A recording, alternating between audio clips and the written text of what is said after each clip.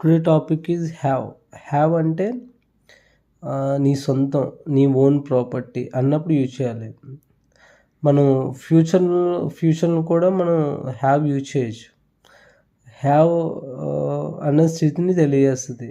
ఎప్పుడు కూడా నేను I'm having you, I'm having having an exam tomorrow అలా అనకుండా సింపుల్‌గా హ్యావ్ అని యూజ్ చేయాలి.